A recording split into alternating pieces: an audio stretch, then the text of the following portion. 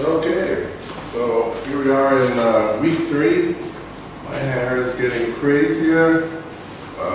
Hopefully the picture is getting a little bit straighter. That would be good.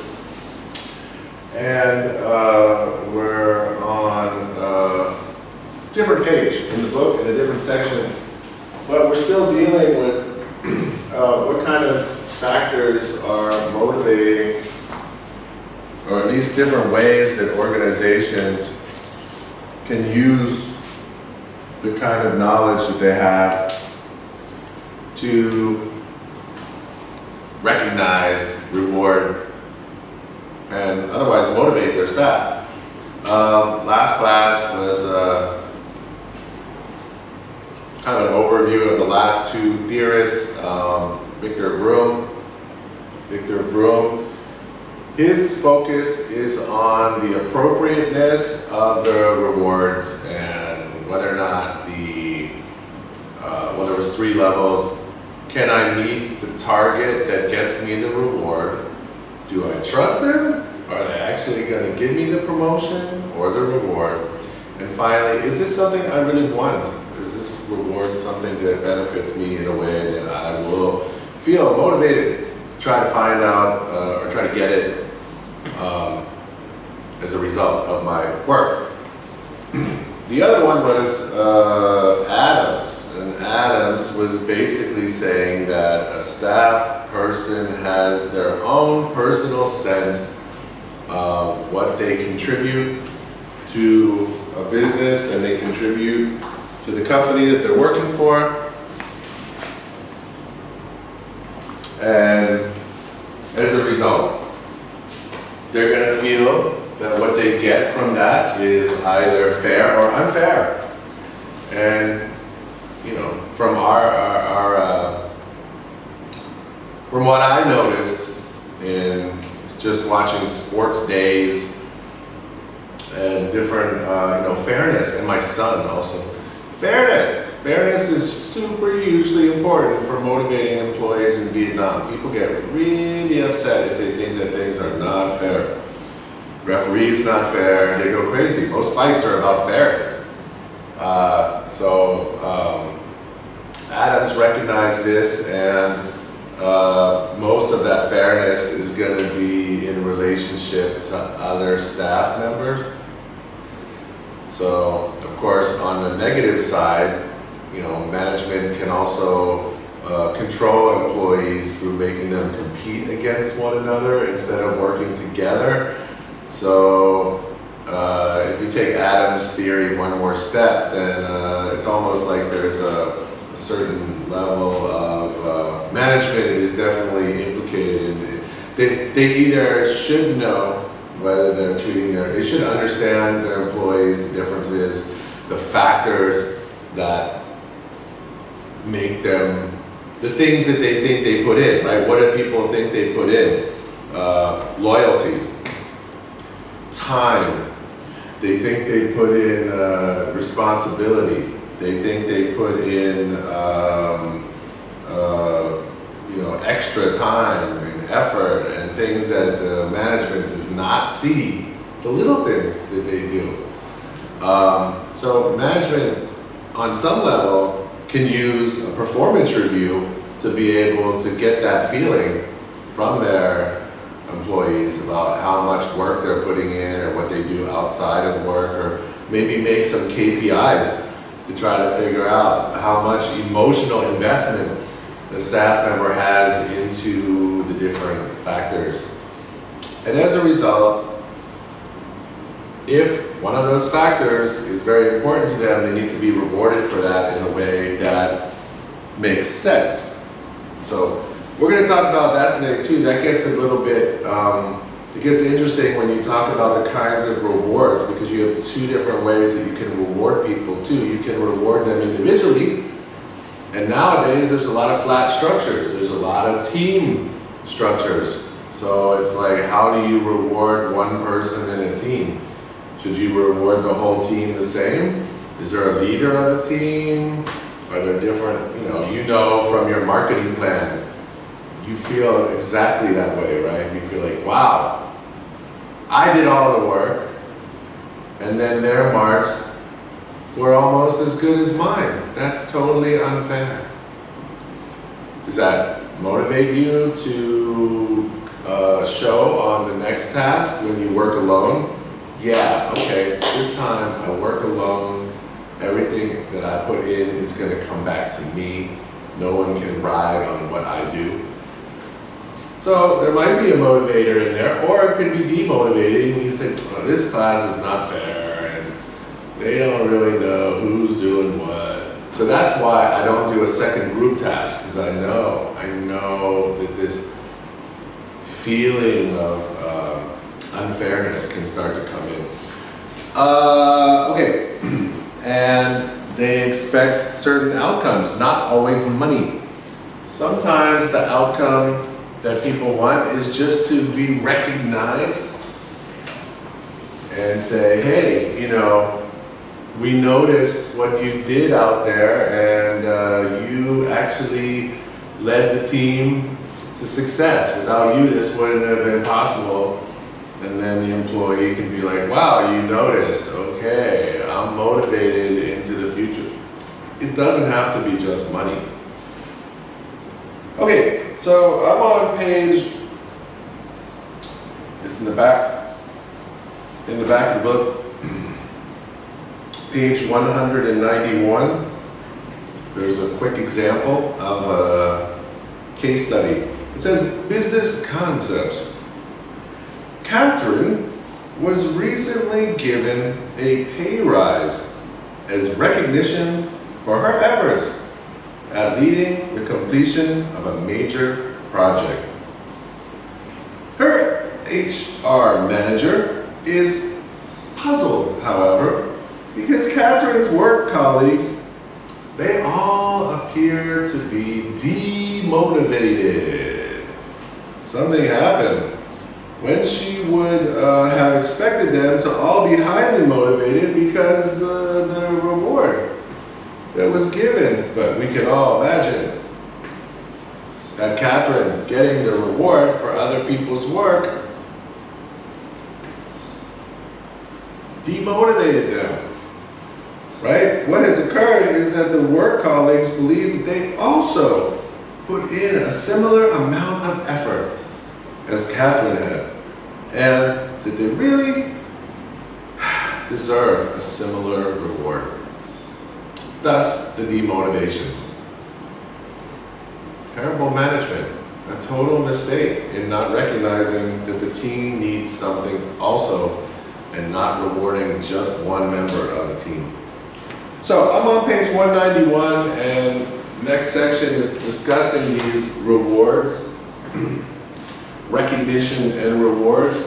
I think it's actually worth doing a little bit from the book. The employees in a business are usually recognized for the work they perform through payment. I guess if they stop paying you, they also recognize that you're not working. Received in the form of salaries or wages. The payment of financial compensation to employees is generally linked to their performance and reaching their KPIs.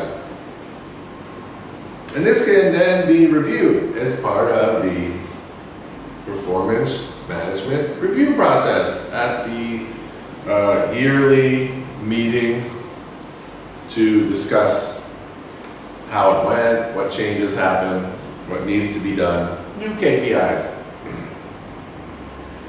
Recognition and reward, though, do not always have to be financial. People can be motivated to achieve goals of the business through other kinds of rewards. Recognition, praise. Praise the Lord. So, these are broken down on page 192 into something called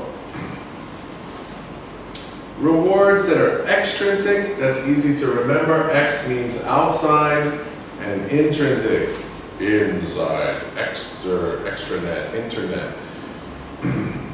Extrinsic rewards are all those things, again, that we can touch, see, show off to other people. Hey, nice new car. Yeah, the company gave it to me as a bonus. Financial benefits, promotions, names on doors. People like to have their name on a door. That makes them really important. Fringe benefits, like the car, like a new laptop, like a voucher to go buy something on Lazada. Fringe benefits and other items that are visible to the employee. And also they work, if Vroom said, they are something that people want. Usually people do want these things. Intrinsic rewards for an employee can be the feeling, we finished semester 1. That's a good feeling. Satisfied about the job, and also the personal enjoyment of the workplace, which we're really missing right now. Everybody's separated. It's tragic. There are more examples of intrinsic rewards, so we'll come up on those. Recognition and reward systems are typically tied to the performance management system of the organization. They must have a number of characteristics in order to be most effective. Effective means motivating. And there are many possible criteria that can be used to define the requirements. Some of these are quite subjective, however, and must be used with caution. Subjective. This is the problem that we come up with when we're faced with the jobs that are usually trying to provide some kind of service. Teachers, how do you measure a teacher's success? Well, you have to know how children learn. You have to know the complications of psychology. You have to know the base level beginning point before you meet the student, right? If all the students start on the same level, okay, now we can make a KPI. But if all the students are at different language levels and previous math level is different, and they all, some learn from touching, some learn from seeing, some learn from listening. There's all kinds of factors that determine the success of a relationship between a teacher and their productivity, which is you.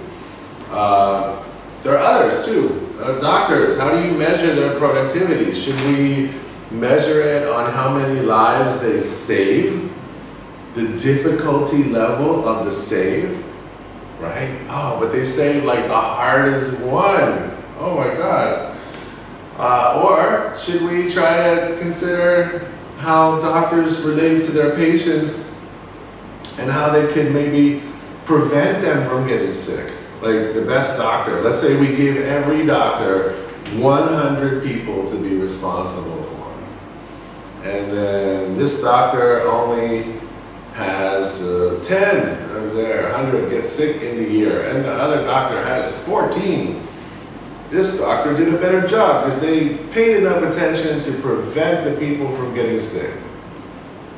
That's a hard KPI. It's a hard one because where do they start? This poor doctor here is in the neighborhood where everybody just is alcoholic and they eat like junk food all day, and this is like a healthy group to start with. Well, that wouldn't be fair either. It's very hard. Very hard to reward. Police. Oh man, how do you reward police? Preventing crime? Solving crime? If they lower crime, usually what happens, or like, the rewards for police doing a good job are upside down. In order for the police to keep getting the money that they get from the government, they need to find more crime, not less. So we want less crime, the citizens want less, The police budget, how much money they get depends on how much crime. So they get rewarded for more crime, usually. How can we fix it? How can we think of a KPI that would solve this problem where police were actually working and would be rewarded for limiting or lowering the crime rate? Maybe there should be a bonus system with police that they only get for that. Maybe that would take the focus away.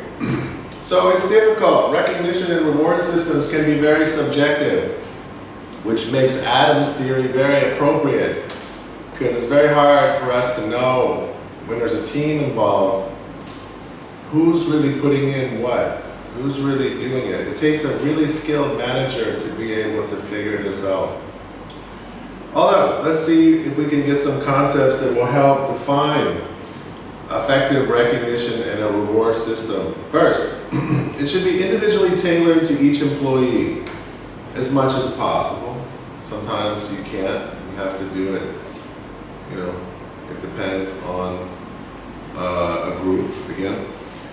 Able to recognize the different priorities of employees. Okay, it's easy in the office. It's harder with police, again. The priorities of employees, but that also goes to Maslow. And the hierarchy of needs. Responsive to changes in the workplace. So essentially the reward system has to be flexible. It should understand the trends of what kind of rewards are interesting for people. And also, atoms must be seen to be fair, and everyone can get it. So there's a little atoms and there's a little vroom. Vroom means attainable, and fairness is connected to atoms, and attainable is connected to vroom. What are the criteria that we could use potentially for a kind of recognition and reward system? Obviously, the most common is the KPI of performance and the results, sales, targets. But of course, there's other elements, especially if you're working on a long-term project, if you're trying to get Jeff Bezos into space. This might take years to get this weird guy into space. So we have to take into account the commitment, the difficulty of the work, effort. In some companies, they have training that's optional, and employees can join in on training groups at their leisure. Maybe they can have a requirement, or even take classes to build their skills. So that's a good thing, right? So if you find out that your employees are coming to all the training that shows the commitment to the company and the skills development that might allow them to be lifted in the hierarchy to a higher position, promotion. So, you need to have some criteria for how you measure that success. Before I go on, I'm going to just give a little Jim time and let him talk about financial motivation. It's very short, it's only 4 minutes. Financial means money. Money motivation. I don't want don't tell me I did a good job. Show me the money, yo. Where's the money? Let's take a quick look at the main financial methods of motivation used by businesses. As they consider which methods of motivation to use and at what level to set them, there are various factors that a business needs to consider. For example, employment legislation and regulation. Are there any rules, regulations around the minimum level of pay that needs to be paid? When setting financial motivation levels, a business needs to consider its recruitment and retention needs. Paying a competitive salary, for example, might be the best way of ensuring that it recruits the kind of people it needs, and also keeping the people it needs to keep and wants to keep. Another key factor to consider, particularly when it comes to the mix of financial motivation, is the extent to which a business wants pay to be linked to the performance of the individual, but also whether pay should be linked to the performance of a team rather than to an individual.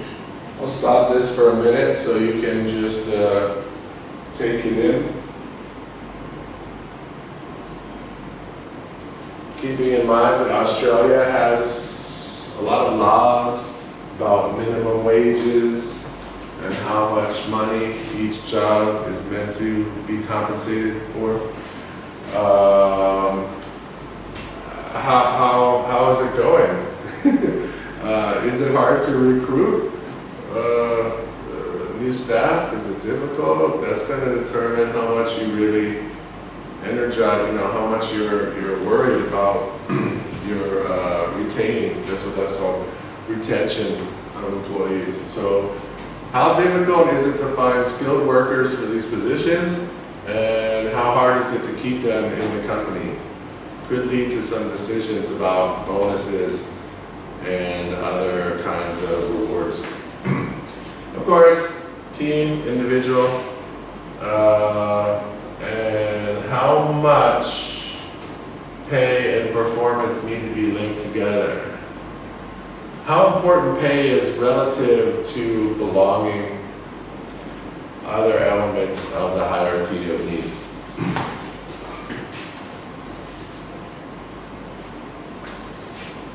And as we'll see as we quickly go through this list of the main methods of financial motivation, some of these methods are very much team incentives, others are more about the individual.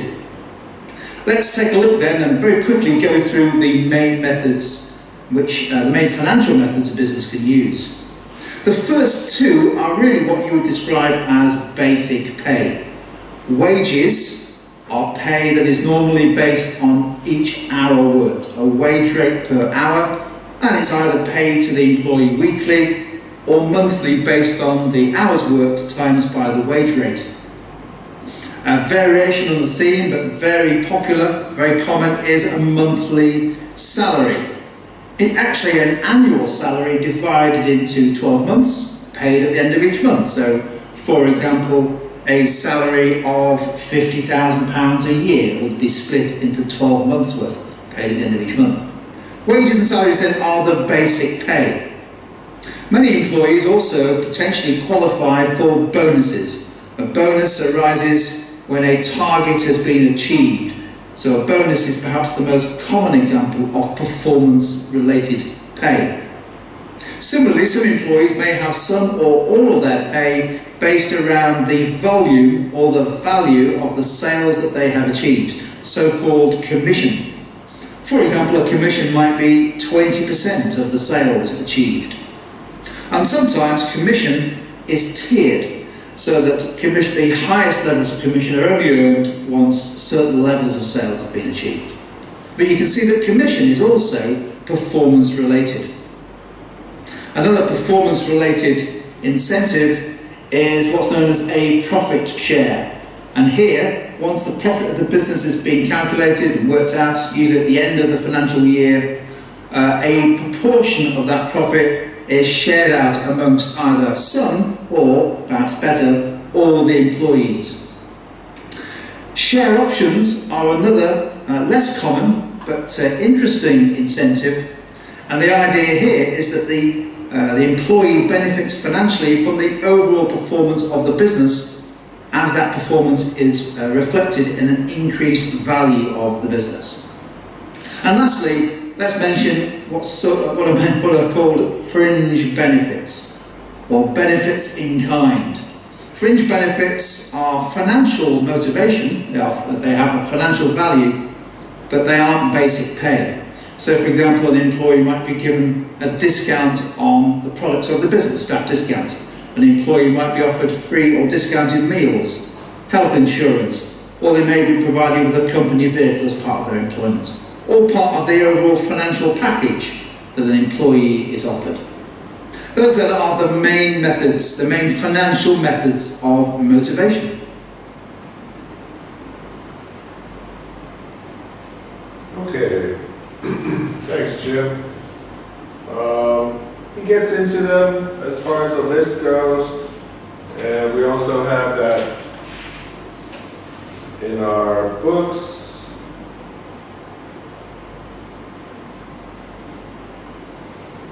And so I'm just gonna, again, maybe just highlight a couple things that are different in the book. I'm going to go into detail about bonuses and commissions here. So we have extrinsic, which is cash bonuses. So bonus means you meet your target, so you set a date, and if you meet the target on that date, you get the bonus. And this bonus is some fixed amount, usually. Salary increase is very basic. Promotion. Share scheme. So going back actually to here,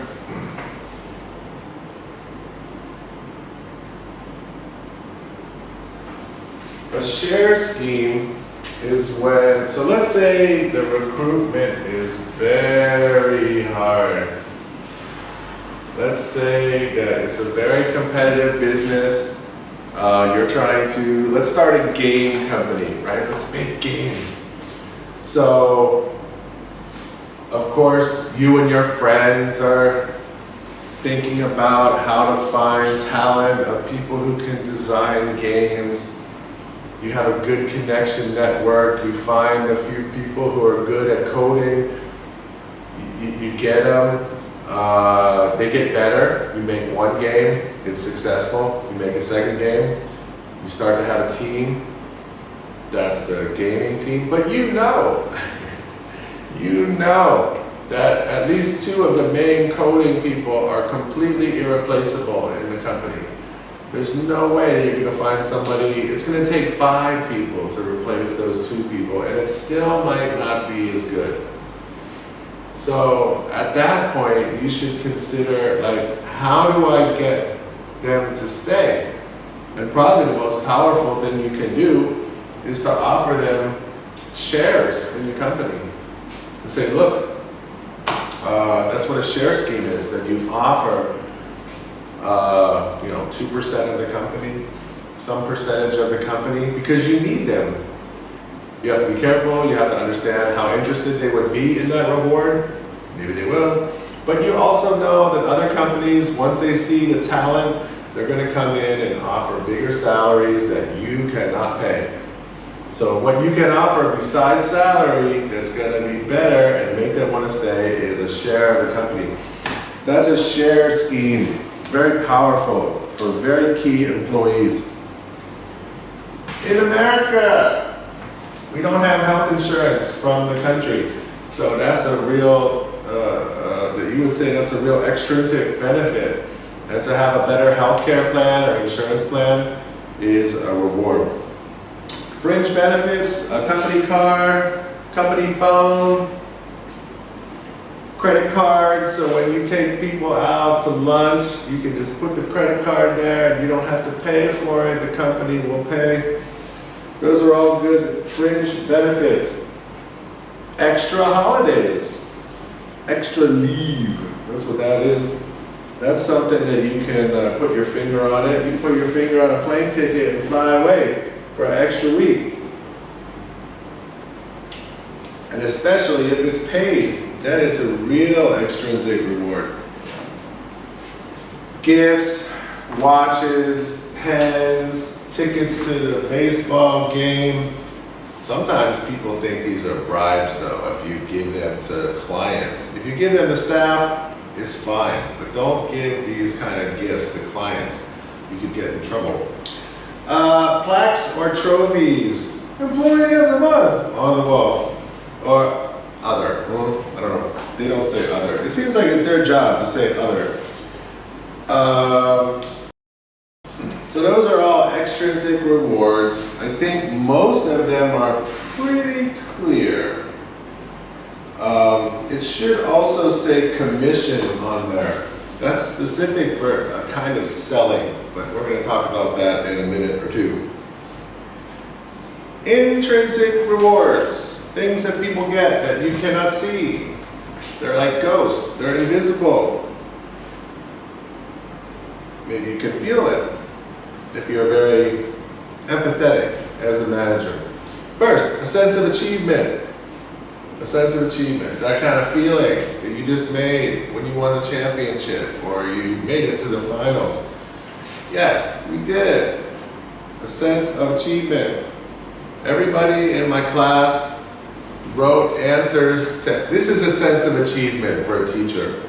One of my greatest days ever as a teacher was a day when I gave an exam to my year 12 students, and every student stayed for the whole 3 hours. Nobody left early, and they tried to answer every single question.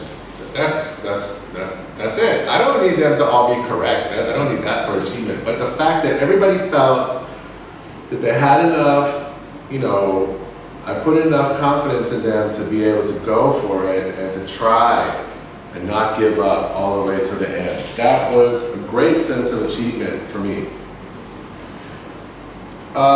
Praise the Lord. Yeah, I mean, it's nice when someone says you do well. I think some people really need that. I like it. I don't really expect it, so it's nice when it happens. Job autonomy. Love it. Job autonomy is great. Job autonomy means that I'm trusted to do my job and I don't need to be picked at every little tiny thing. Why are you doing that? What's that for? What's that? This report had a small error in it. Yeah, okay, good. I'll fix the error. There's no need to make it into a new system, right? Okay. Something happened, there are mistakes. You know that I know what I'm supposed to do. You're letting me do it. Great reward. Awesome. Empowerment to do the job better. Okay, that would be giving you resources and saying, okay, if you need to hire some more staff for your department to make it better, we've got a budget, you can do it. If you need more equipment, replace the photocopy machine, new computer, something that helps you get the job done better, we got a budget for that. We can help you out. That's great. Giving ownership or involvement, which means basically saying Keith led his team to victory. And that's, to actually say the names of the people in public. Skill improvement training. That's one that I just mentioned. That's a good one, right? We all are very excited about skills improvement training. Also, other. There's an other all the time. Okay, so saying thank you. I guess it's underrated. I should not forget about it. Thank you. Saying thank you. It's very good. It's something you feel good about when you hear it. Okay, so the main thing that I wanted to do today was to get through the concept of bonuses and commissions. So I'm gonna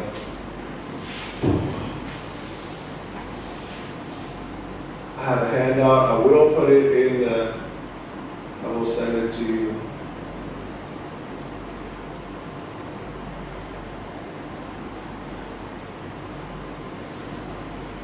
I'll make this bigger.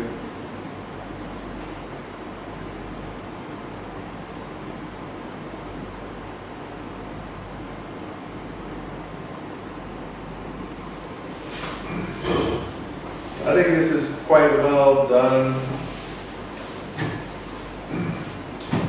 in terms of how you can compare these things. And most importantly is the frame of when one is better than the other. I can almost promise you on a test, there'll be at least one question that compares commissions and bonuses.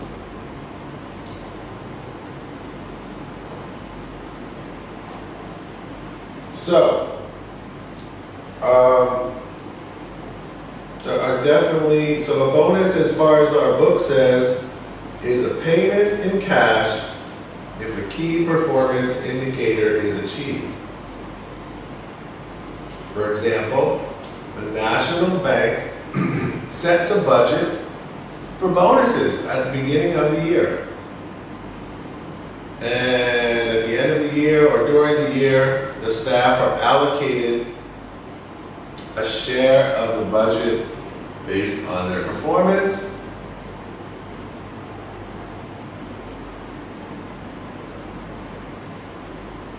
So if they're able to reach that target, then they will, so if they make their first target, they'll get a certain kind of, bonus, but if they,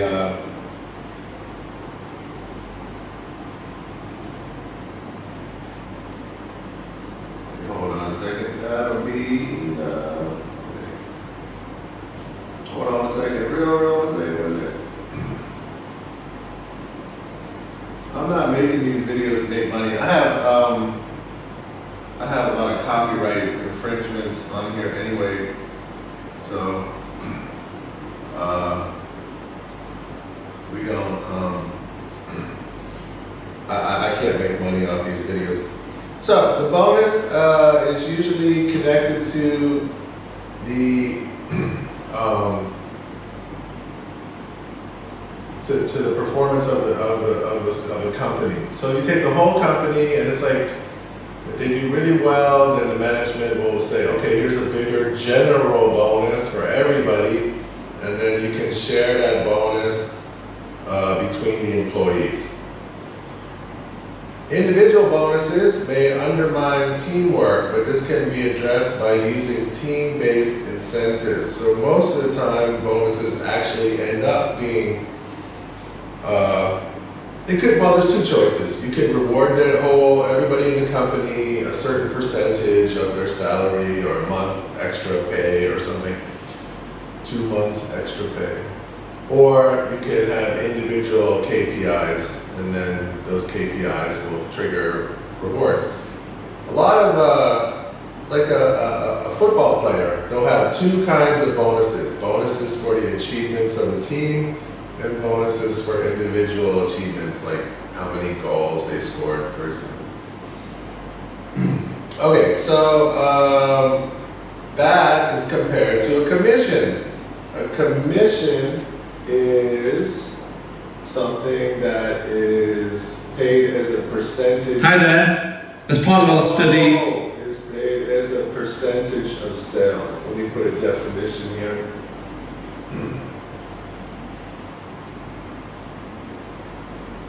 Commission Commission is what?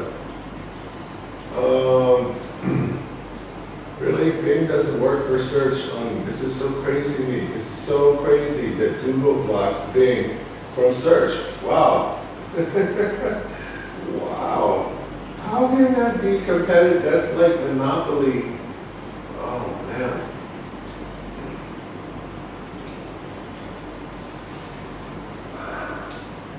Wow, Google, you are anti-competitive.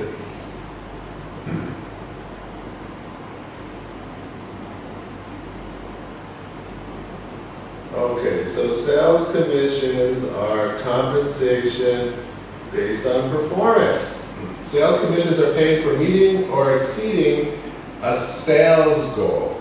Now, a bonus is typically going to be something that's a yearly target or a yearly after 10 at the end of the year pay. Commission is kind of a salary replacement, right? So if there's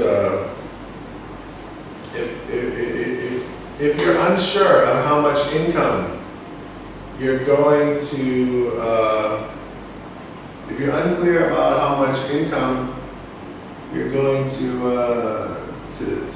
be able to make per month in sales, then it's like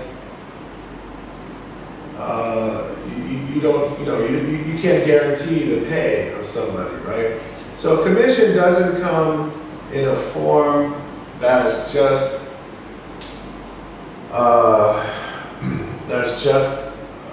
percentage of sales, because that wouldn't provide a level of security that the salesperson needs. So usually what will happen is you'll have a sales commission plus a base, they'll call it a base salary. So they fluctuate. They're up and down, sales commissions. So, but they're on top of a salary.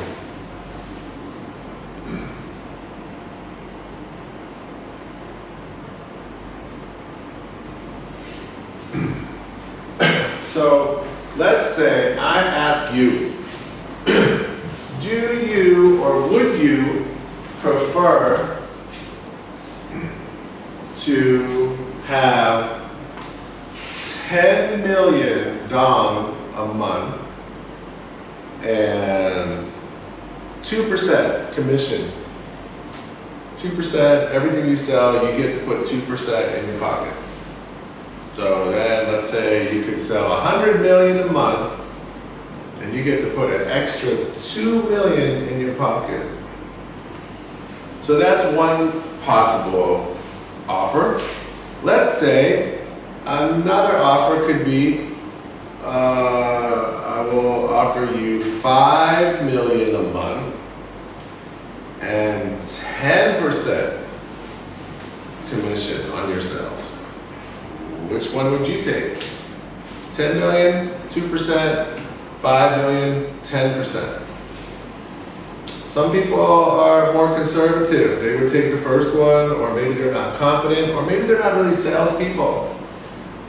So they're a little bit, I want the guaranteed money.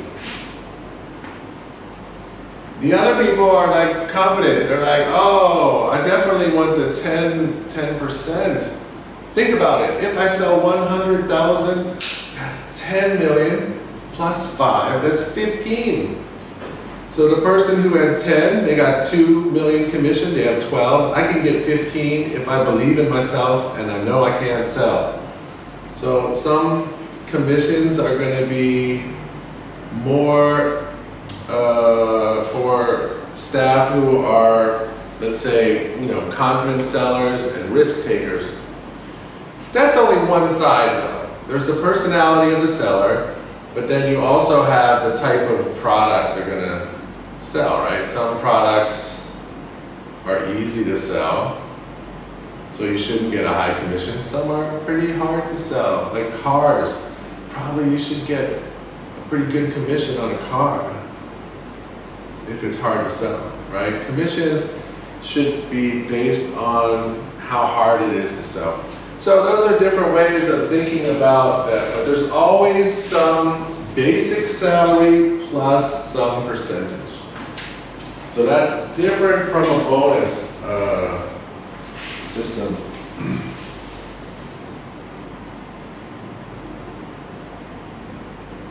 I'm running a class, let me turn off this class. We're finished.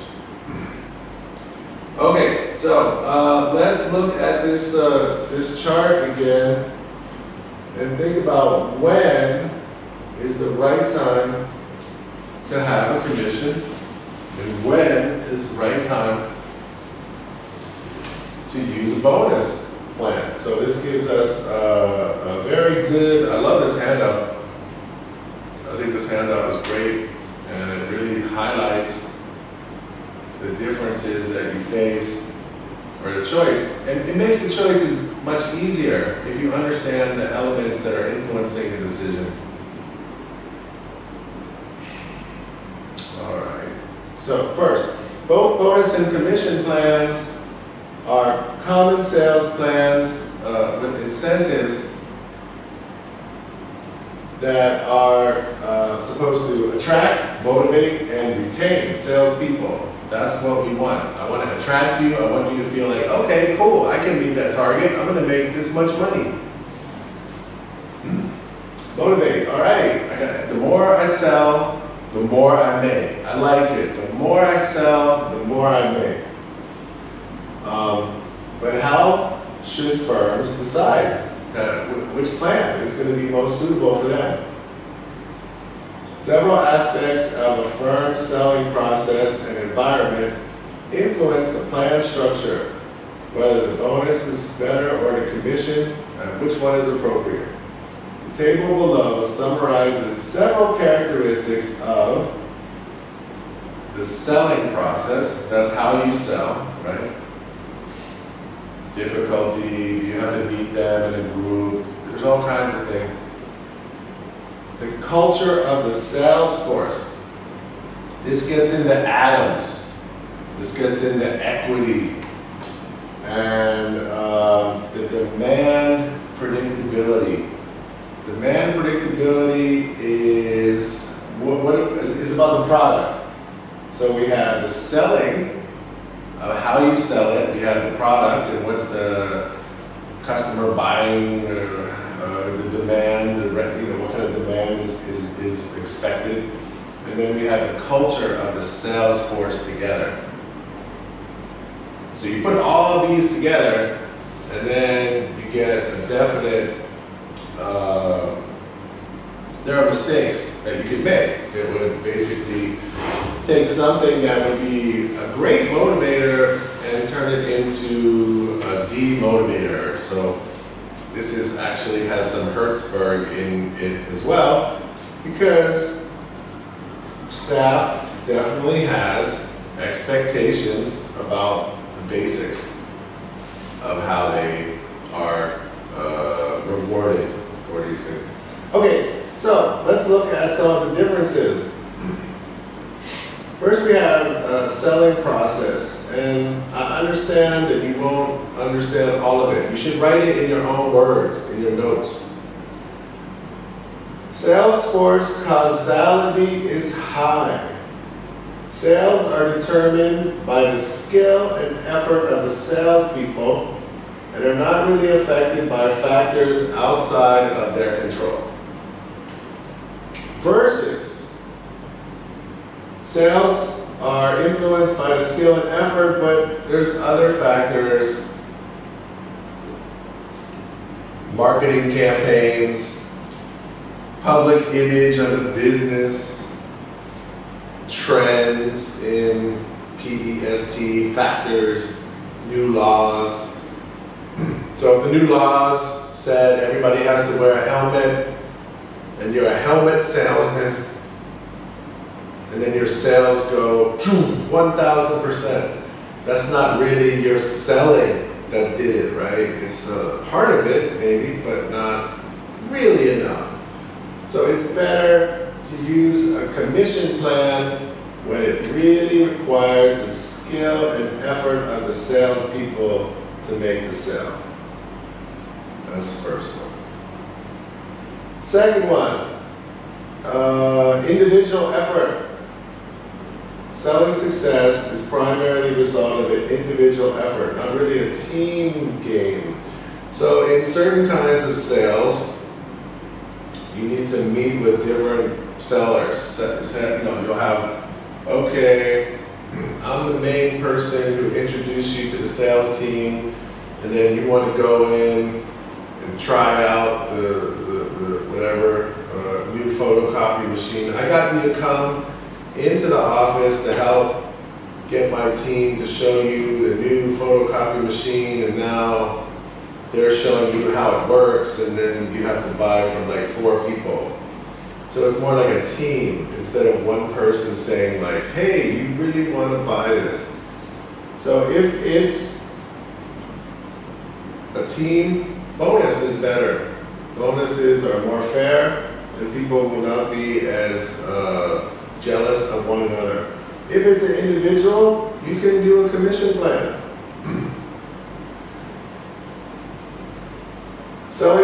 is number 3, carryover sales.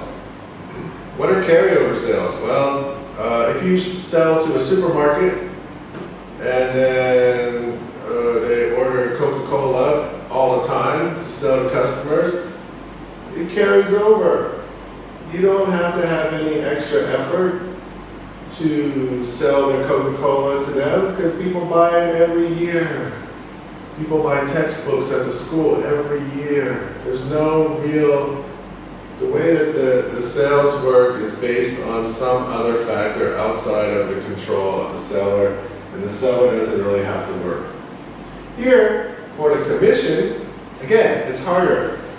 Carryover sales resulting from past sales force effort are low, so the commissions rewards recent sales efforts. So you have to update them. Yeah, but that was with the old Coke, and now we have the Coke Zero, and we have the Coke, whatever, there's another Coke, black Coke, red Coke, all Cokes. So if I can sell some of these new products and get them interested, maybe I have a commission system. But if I'm just selling the same product that I always sold, and that they always buy, use a bonus. Use a bonus for that. So there's no reason. So commissions paid on carryover sales are automatic income for the salesperson, so it basically looks like a hidden salary.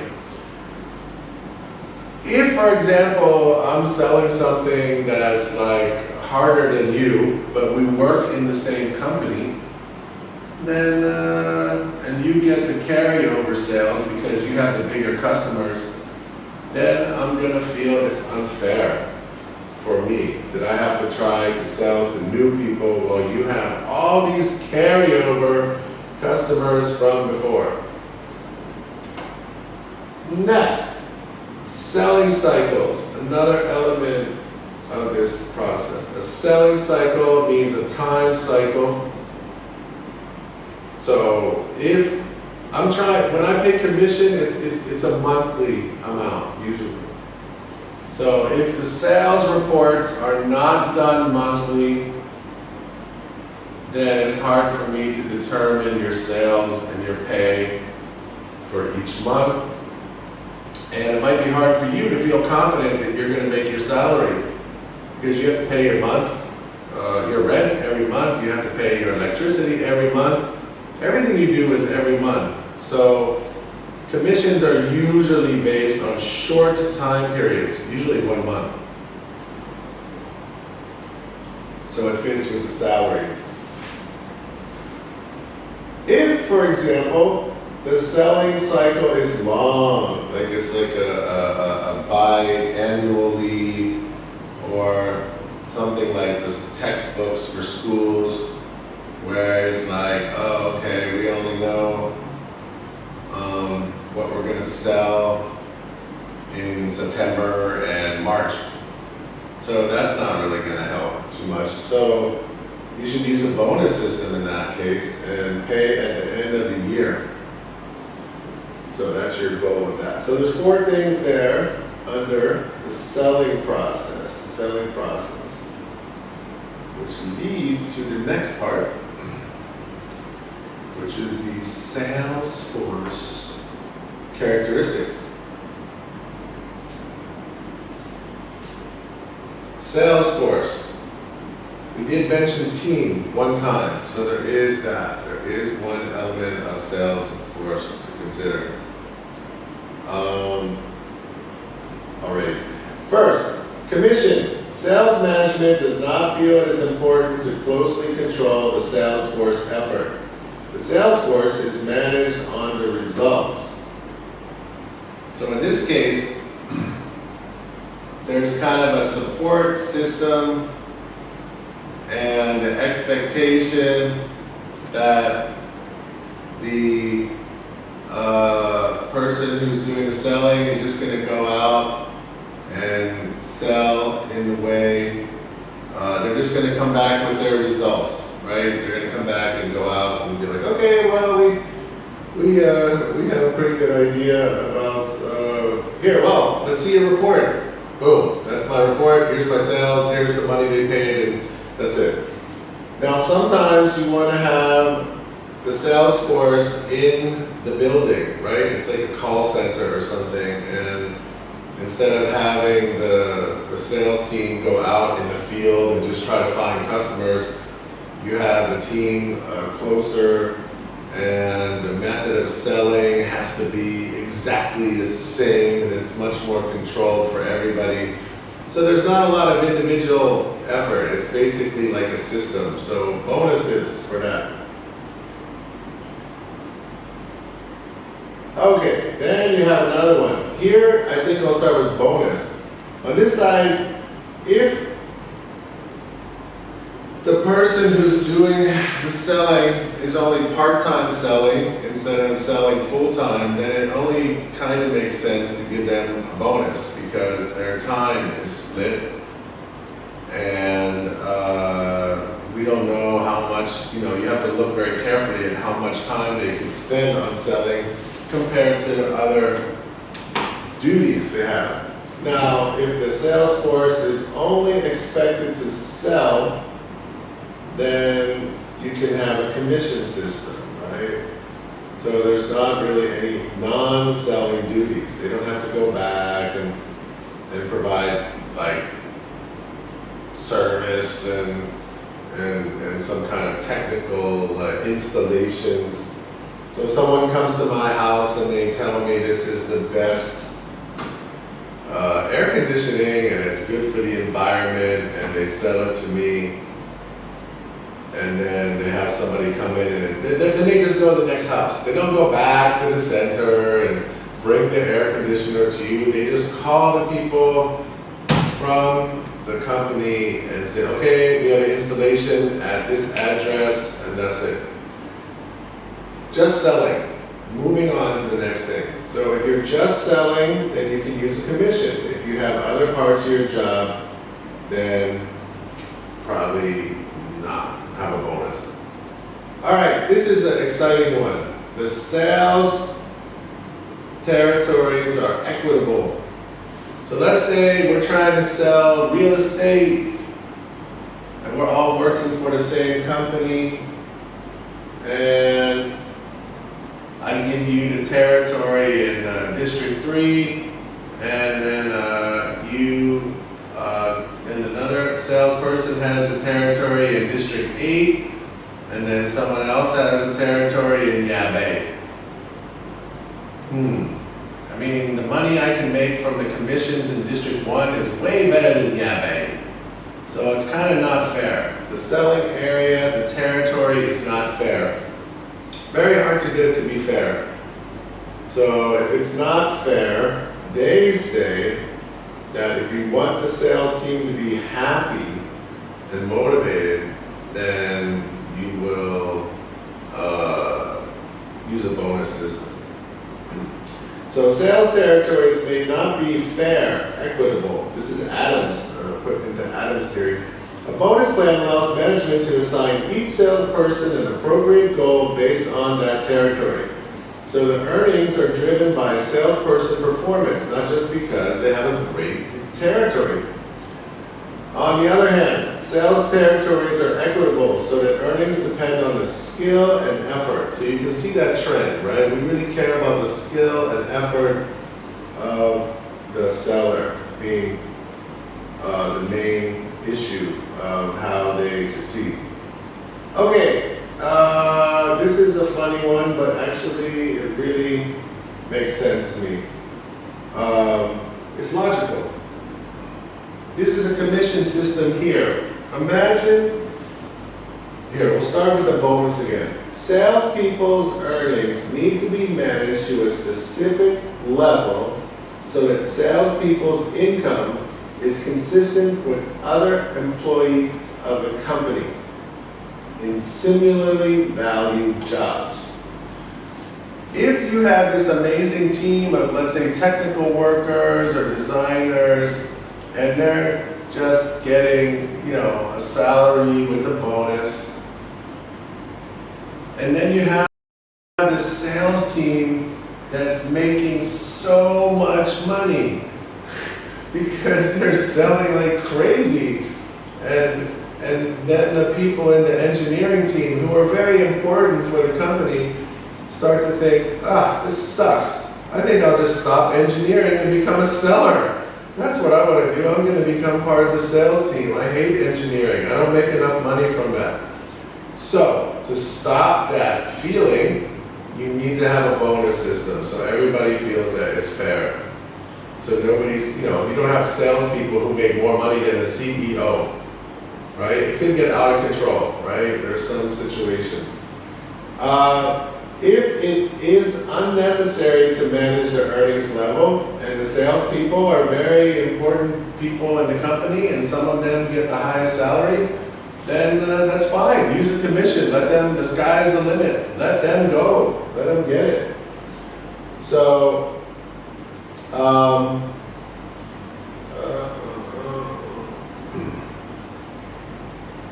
think this last one is not really important. I think it's maybe you might be interested on your own, but I think that is something where I would rather you not deal with it. Let's just go to demand predictability. There's only a couple points there, so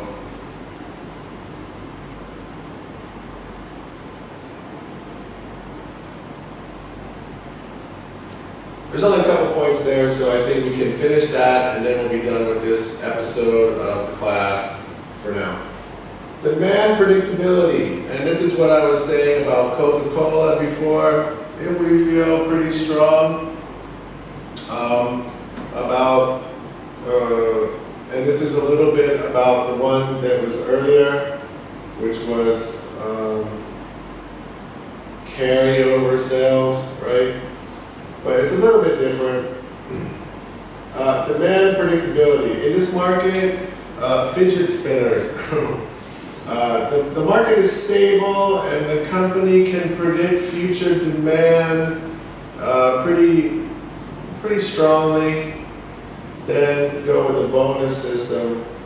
However, if the market is up and down, and again, it relies on the seller's skills to be able to really reach higher levels of income, and then we should use a commission system. If you go back to the idea of like how much does the individual seller really responsible for the sales.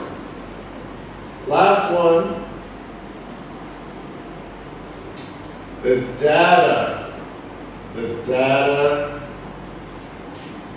is going to drive a little bit here. So to go with the other one where it says that it's predictable demand would also mean that we have to be able to have some kind of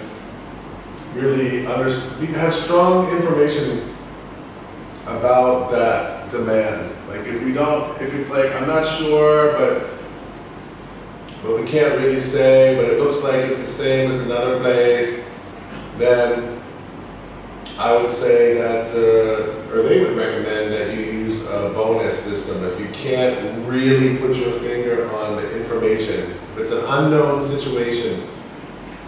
The next year, you can adapt and then change it to a bonus if for some reason it doesn't work. But for the first time, going to a new place with demand that's unpredictable and information that's not clear, we should use a commission system. Okay, so I said, and I will put this I will send this to you in the classroom. I think it's a really good handout. I think you should just understand at least 2 or 3, or at least 1 or 2, 1 or 2 of the criteria for choosing each system for a test. I promise at least one question will be about this. All right, guys, have a great day until